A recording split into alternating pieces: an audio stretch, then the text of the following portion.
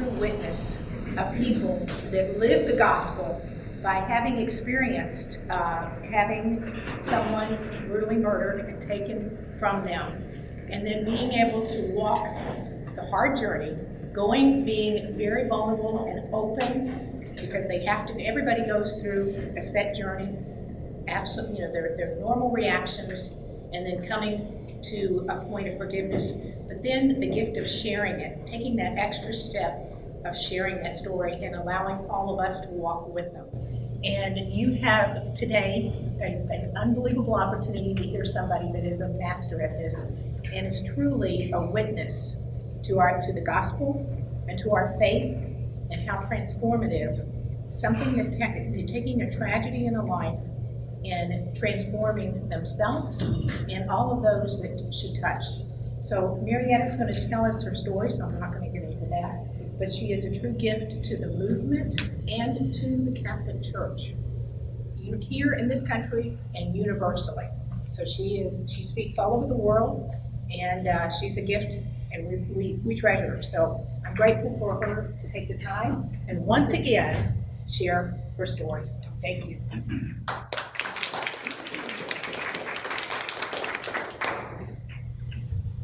I've been doing this for 43 years. You'd think I wouldn't get nervous, but I do. I always say, Jesus's best lessons were taught to us by parables. And I've come to understand that my story is kind of like a parable too. It's a real life human experience. And I think people are more easily able to relate to a human experience than, pie in the sky theology and statistics and all of that. So this is what God has me doing, and I'm honored to be here. And had a wonderful hospitality from the Paulus Press. That's how I'm a reader.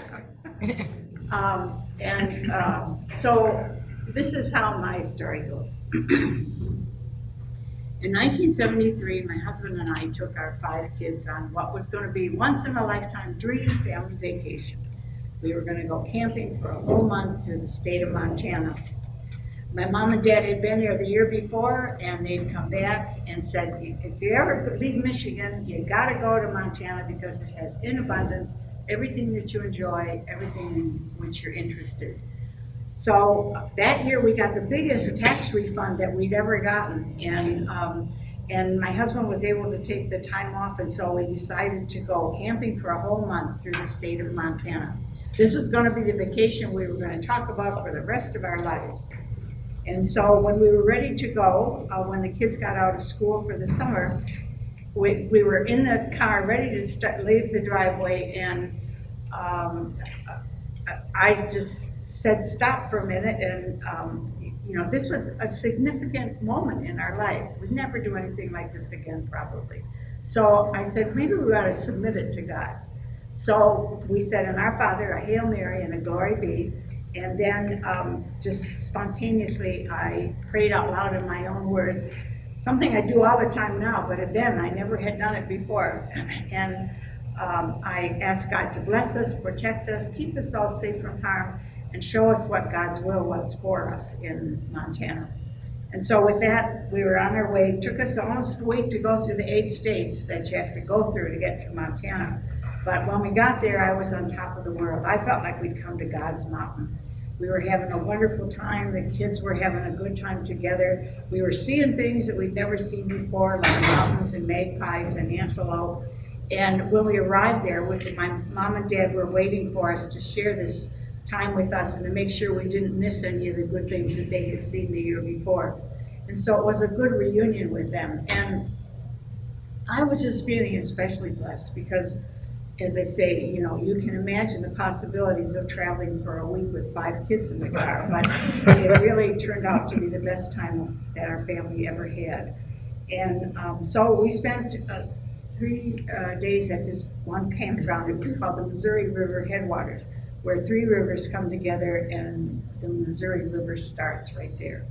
It's the home of Sacagawea, and Lewis and Clark went through there, if you know anything about those expeditions.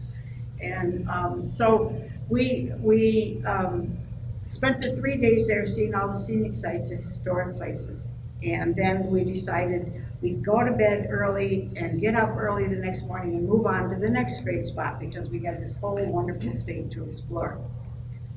So when the kids were reasonably settled in their tent to go to sleep, I went in to kiss them all goodnight. And they were all in their individual sleeping bags with their heads to the back of the tent. And I got down on my knees and stretched up to kiss each one goodnight. And my youngest daughter, Susie, who was only 7, was the most difficult for me to reach. There was a bunch of camping gear at the foot of her sleeping bag, and I had to kind of hang over her sister in order to kiss her goodnight. And my lips just skimmed over Susie's cheek. And she said, "Oh no, Mama, not like that." She got out of her sleeping bag, she crawled across her sister, got right in front of me, threw her arms around me and gave me a great big kiss right smack on my lips. And she said, "There, Mama, that's the way it should be." And then she scampered back and went into her sleeping bag and got ready to go to sleep. And I praise God for that lovely memory because that's the last time that I ever saw my little girl. And you know, this is something I didn't say yesterday, but people say, you know, would you have done anything different?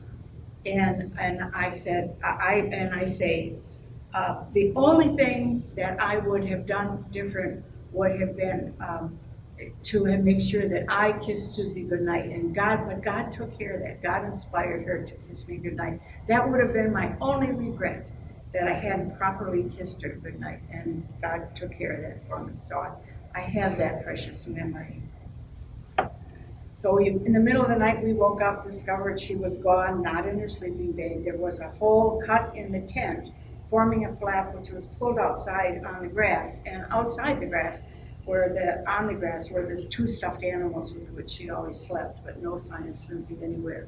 So it was clear that something terrible had happened. So my husband and Dad jumped into the truck, went to the nearest town, got the town marshal, and before he left his office, he called in the sheriff's department and the FBI. And in a very short time, the whole campground was swarming with law enforcement people. They were checking out suspects and following up clues. And I remember one situation where there was a blue Volkswagen was sighted with a child in the back, apparently struggling. And it turned out to be nothing relevant, but I'm telling you, everybody who drove a blue Volkswagen across the state of Montana was stopped and searched really carefully. But all we could do was sit at the picnic table and wait and watch and worry and wonder and pray. And a week later, it was late at night, we were getting ready for bed and in my folks' trailer, and the deputy who was staffing the FBI trailer, the FBI brought in the trailer, installed a telephone, and used that as their headquarters for the investigation. And there was always 24 hours, there was somebody there. And the deputy who was there came to us and said he had just received a call from his wife who lived in the closest town. And she said she had just received a call from a man who said that he had Susie and he wanted to exchange her for ransom. And he told us how much money he wanted. And he identified her by what he called her humpy fingernails. And the deputy wanted to know, does that term humpy fingernails mean anything to you? Or do you think this is just a crank call? And my knees just turned to jello when I heard that, because when Susie was missing, I had to give a complete description of her to the FBI. And I know that I got every scar and scratch and mark and bruise on her body. But the fact of her fingernails, a very unique birth defect, was totally forgotten from all of us. The fingernails were rounded and kind of came to a point and could have certainly been described as humpy. And the fingers were fine, but the fingernails were different. And at the time that she was born, I said, God, why did you allow these fingernails? Because she's a girl, she's going to want pretty hands. And but now I know why God allowed that, because that was the most uniquely identifying feature on her body. And that was how the kidnapper was able to identify her and us to know that this was a valid call, because he couldn't have obtained the information from leaked confidential documents because I'd never given the information. So we knew that this was for real and that somebody out there had seen Susie. So, you know, we want to get her back. So we prepared as best we could, but we didn't have, that's something I didn't say yesterday either. We didn't have the money and that he was asking for. And one of my sisters was a little sister of the poor, and my folks used to go around to all the homes of the little sisters of the poor across the country and do odd jobs for them, things that the sisters couldn't do. And there was one home in Milwaukee, Wisconsin, and they were supported by a very wealthy Catholic philanthropist, and who made his money in beer. And he was contacted by the sister, and he said that he would deposit the amount of money in a special bank account with the FBI to be used for Susie if we could get her back, and we would never have to pay it back. It would be his gift, and he would be grateful to know that his money had helped to save the child's life. So we were all set, waiting for the kidnapper to call with the final ransom exchange arrangements, and we waited, and we waited, and we waited, and another week went by.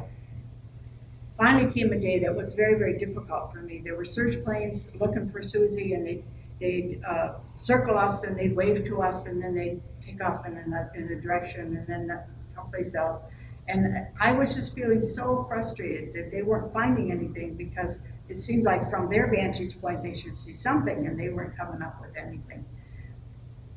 And military men were there with tracking dogs, and Boy Scouts were going in the thick underbrush with machete knives, and I could see the toll that this time was being taken on the rest of my kids, and I couldn't bear to look into my husband's eyes and see his anguish that he could not protect his little girl.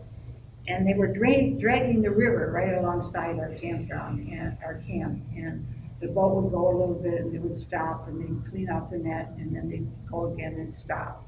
And every time the boat would stop, my heart would stop, because I was terrified that Susie was being found in that water, and I did not want her to be there. And that was the day that I got in touch with my rage, that I allowed myself to get in touch with my rage. I'd been raised in a home where it was a sin to be angry, that God would not love me if I was angry. And of course I wanted God to love me, and I wanted Mom and Daddy to love me, and so I became very adept at repressing my anger. And I don't agree with that now, but that's where I was in those days. And but that day, it was just so intense, so difficult, so horrible, that I just let my rage come roiling up. And first I was a little bit afraid of it, but then I thought, what the heck? I don't care what God thinks, I don't care what Mom and Daddy think. I have every right to be angry. And so all day long, I kind of tried to image for myself, what would I do if the FBI caught this kidnapper and put him in front of me and said, okay, Marietta, have at him. You can do anything you want. You won't get in trouble. What would I do? I knew what I wanted to do, but would I really be able to carry it out? And the more I thought about it, and the more I imaged it all day long, by the time it was time to go to bed that night, I knew I could kill this man with my bare hands and a smile on my face for what he had done to my family. So I said that to my husband and then turned over to go to sleep. But God wasn't ready to let me go yet. And I heard very clearly, but that's not how I want you to feel. And I'm a Catholic Christian. I knew that, I'm called to forgive my enemies, but this was different. This is an innocent, defenseless little girl, and I was her mother, and it was only normal and natural that I should avenge anything that happened to her. But that's not how I want you to feel. And I argued with God, if something happened to Susie, this man would get the death penalty, and I wanted him to pay and pay plenty. But that's not how I want you to feel. And over again, I wrestled with God, defending my stance, justifying my rage and my desire for revenge, and God patiently, gently calling me to forgiveness. And I don't know how long we wrestled, but finally I surrendered, because who wins when you wrestle with God. So But that's not to say that I said, okay, I forgive this person, because I couldn't deny the murderous feelings that were still in my heart. So I did the only thing that I could do at that point in time, is that I gave God permission to change my heart, because I believe in a God who doesn't violate our free will. And so I felt that's where I had to start. And then I promised that I would cooperate with whatever God would orchestrate to move my heart from fury to forgiveness.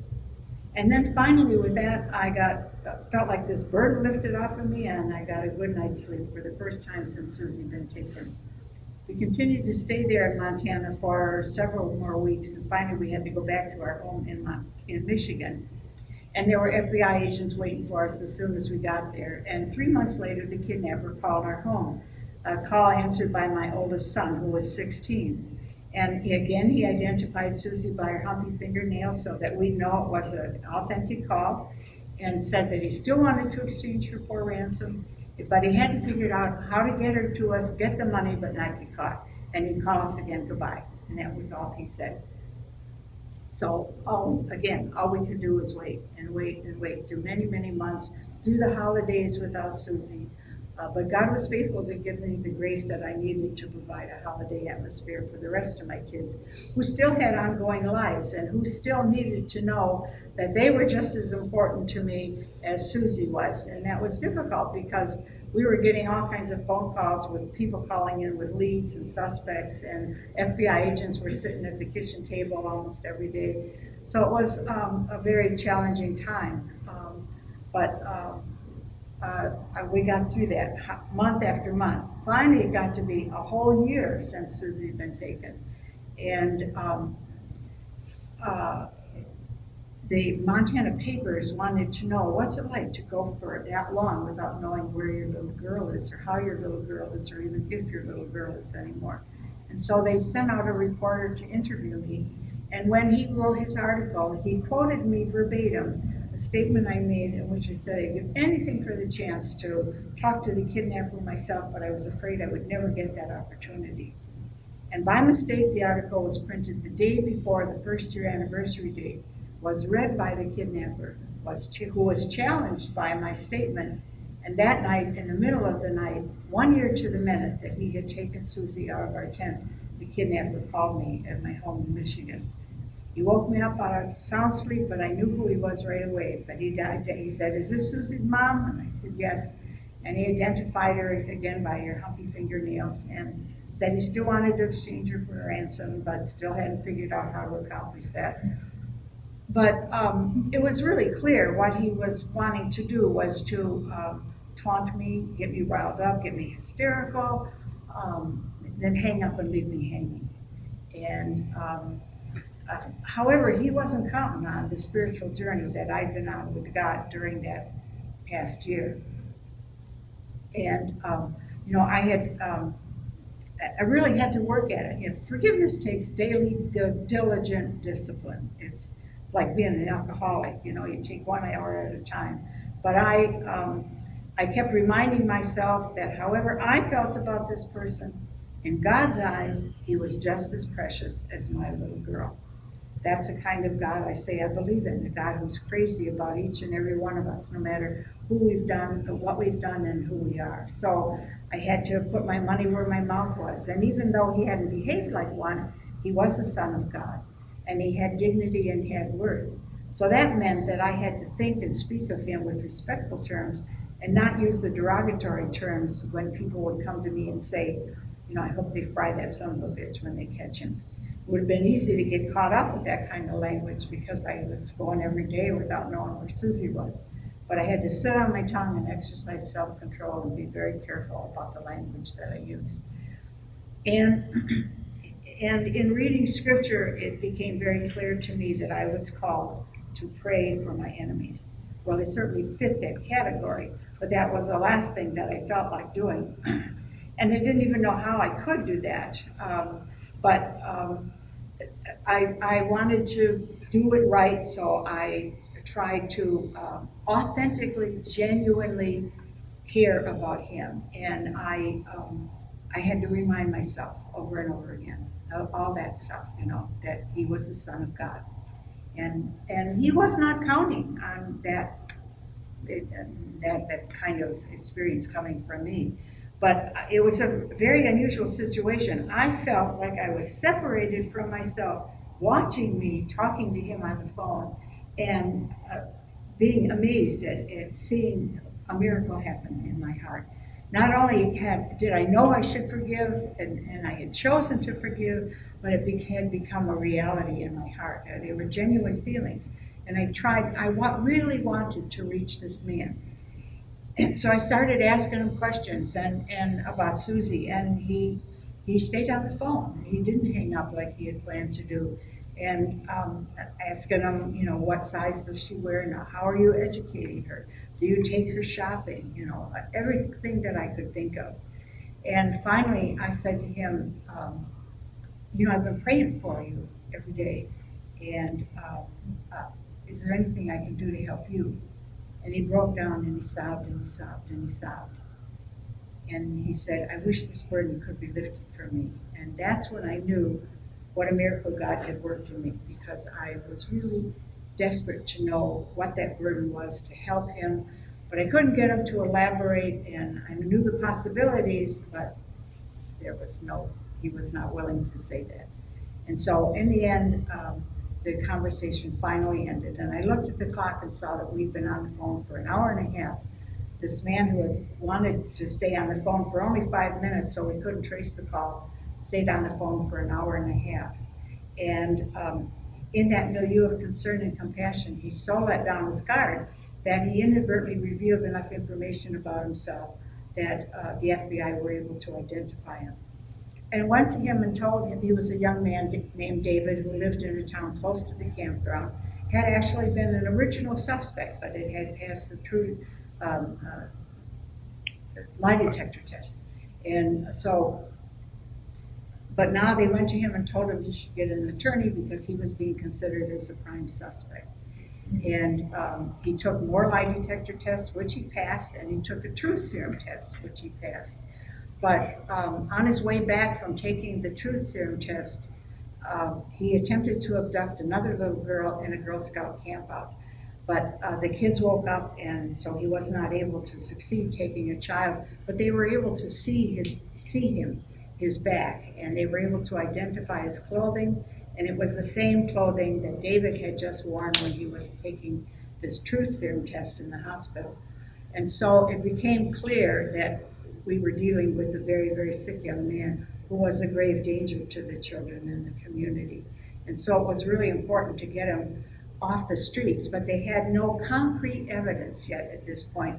The only evidence they had was brand new in those days, and it was that his voice print that on the tape recording that I had made of the first year anniversary call matched the voice print on a tape recording that the FBI agent had made to him. And in an FBI lab, they were able to determine that they were absolutely identical. But that was new in those days. They needed an expert witness, and there was only one in the whole of the United States who had enough credibility. And so but he was tied up in litigation, so we had to just wait and wait until he was done. In the meantime, because he had broken down on the telephone, the FBI brought me out to Montana in the hopes that he would break down in a face-to-face confrontation. And I was really grateful for that opportunity because it gave me the opportunity to say, I forgive you face-to-face and not just to a voice on the phone. And we had 3 encounters, but he had to agree to my coming. Prior to my coming, had ample time to get up his mental guard, be in good control of himself, and was very careful not to incriminate himself. And so in the end, I had to give it all back to God and the FBI and go back to Michigan. But something in those conversations, we had 3 encounters, and had piqued him. And so a week later, he managed to elude surveillance, took another man's truck, drove all night long to Salt Lake City, where he called me collect duty operator so that it could be proven that the call came from Salt Lake City. And what his attempted ruse was to make me believe that he was the real kidnapper and not this man, David, who's being considered as a prime suspect in Montana. And he identified her by her humpy fingernails. But I recognized his voice. I had just been with him the week before, and so, but I wanted to keep him on the phone because I knew they were trying to trace the call. And so I started asking him questions, but I started calling him by his name, David. And at first he protested, "Why are you calling me David? That's the name of the guy in Montana that they think has Susie, but I'm the one who really has Susie." And but I just kept asking him questions and asking him questions and trying to keep him calm and trying to keep myself calm. And finally he said, "I can prove to you that I'm the real kidnapper. I'll let you listen to Susie's voice. You can't talk to her, but you can listen to her voice." And I heard what sounded like a telephone booth door opening, and then I heard a little girl say, "He's a nice man, Mommy. I'm sitting on his lap." And I knew that was not Susie's voice. And I was terrified, really, that he, in his sick mind, he would think that this child, whoever was speaking, was, it was Susie, was a threat to him, and would actually take, and that he would actually take her life. But I kept calling him David, and finally, he said, "You'll never see your little girl alive again." And he slammed down the phone.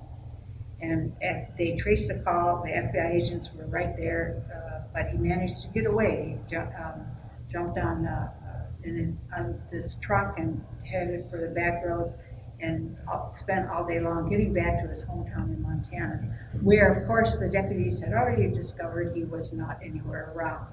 And when they approached him when he came home, and he just said, "Gee, I've been here all day long. I don't know why you haven't found me. I've been going from job to job. I've been really busy. Maybe that's why. But I certainly haven't gone to Salt Lake City. Why would I go to Salt Lake City?" But I had taped this call, and in this call, he had completely incriminated himself.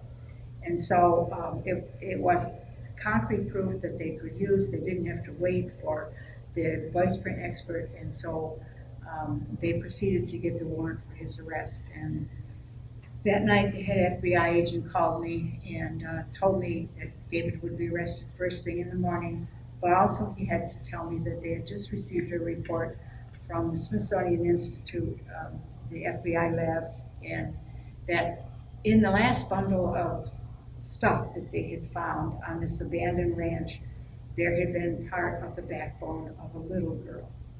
And so it was a concrete proof of what I already had come to know in my own heart, that in spite of all this time he was talking about exchanging her for ransom, in truth, her life had been taken from her about a week and a half after she'd been taken from me. In all this time that I was searching for her, she was already safely home in the arms of God, celebrating life in a way that I could never give her. And so that was a really tough night. But the next morning, David was arrested, still insisting that he was innocent. But once he was incarcerated, they went into his home with search warrants, and therein found irrefutable evidence in his freezer. And with his attorney, went back to the jail and confronted him with that. And so now it was time for justice to be done. And I had prayed and prayed and prayed. What was God's idea of justice? I wanted to do this right. And just, kept asking God, what should I do? What is the kind of justice that you want of me? And what I came to understand was that Jesus is the Word of God made flesh. So that means Jesus is the justice of God made flesh. And if I look at the life of Jesus enfleshed in Scripture, I don't see anybody who came to hurt us or punish us or destroy us. I see someone who came to help us, to heal us, to reconcile us, to restore to us the life that had been lost to us by the sin of Adam and Eve. And so that was a kind of justice I wanted for David. Not punishment, but restoration. The problem was, he was a very, very sick man. I don't know if he could be restored. But because the charge was now kidnap murder, that was a capital crime in Montana, and the penalty was the death sentence. And I had spent a lot of time thinking about the death penalty because I lived in Michigan all my life, and they have never had the death penalty, still don't. And so so it never touched my life, and I had to really spend time thinking about it because I knew I would have something to say about what happened to him at the trial, and what would happen to him at the trial. And so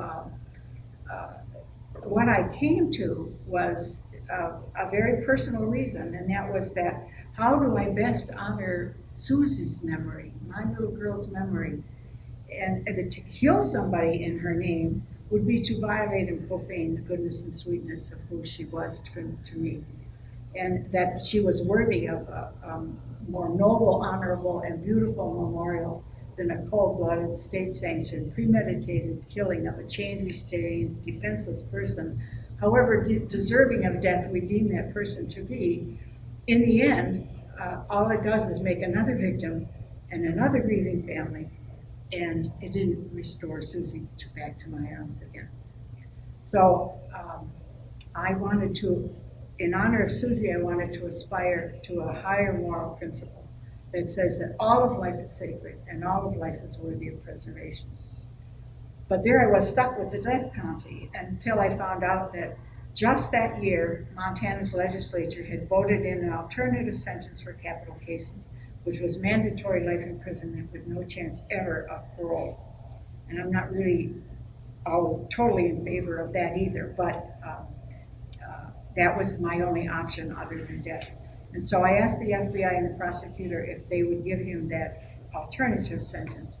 And only then, when David was offered the opportunity for life imprisonment, was he willing to confess to the deaths of 4 children that occurred in one county in Montana, and including Susie. There was evidence that he had taken the lives of other kids throughout the state, but those deaths occurred in counties where the prosecutors were holding out for the death penalty, and so he wouldn't confess to them. And there was no legal closure for those families.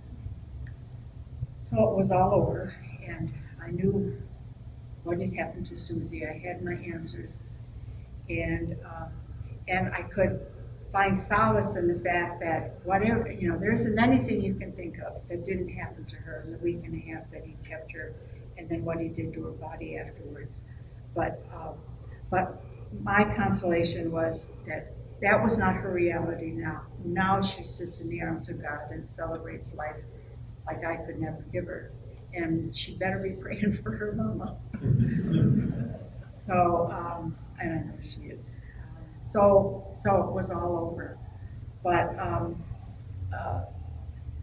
I offered myself to God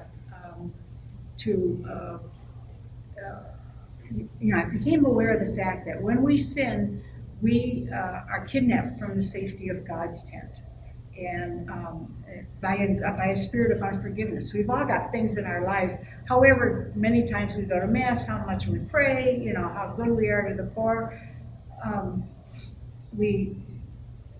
there's still situations in our life where we've not forgiven somebody, where they've hurt us, and the ways of the world and the ways of our human nature just keep us in that, and we don't even recognize that we're still carrying around that unforgiveness. And and we need to get back to the safety of God's tent. And so I offered myself to God to make myself available however God wanted to use me to help bring God's kidnapped children back to the safety of God's tent. And a couple of months later, I got a telephone call from a local church, not a Catholic church, I'm afraid. I mean, what could a woman have to teach anybody? So it's kind of but they, and there were people in that audience. They just wanted to know how my faith got me through that experience. And so I told them, and then some people from that audience went to another church and invited me there, and more, and it just began to spread. A speaking ministry evolved that I never in my wildest dreams thought I would ever be doing. But what I saw was how God was redeeming Susie's suffering and death by helping people to recognize areas in their life where they had been kidnapped by an unforgiving spirit. And if Marietta could do that in that horrible a situation, then I can forgive this alcoholic father that I had that I haven't seen in 20 years, and he hasn't even seen his grandchildren. And I saw Susie's death become a gift of life for people. And that was what God was doing I don't believe that it was God's will that Susie suffer and die, but God allowed it and to bring about a greater good. And God has done that. I mean, I've been blessed. I've traveled all over the world sharing Susie's story. And then when Michigan was being threatened with bringing in the death penalty, I was the director of a human rights organization, and I got pulled into that by telling my own experience. And God has used that, as God can use all of our stories, to bring about God's peaceful commonwealth. And that's my story.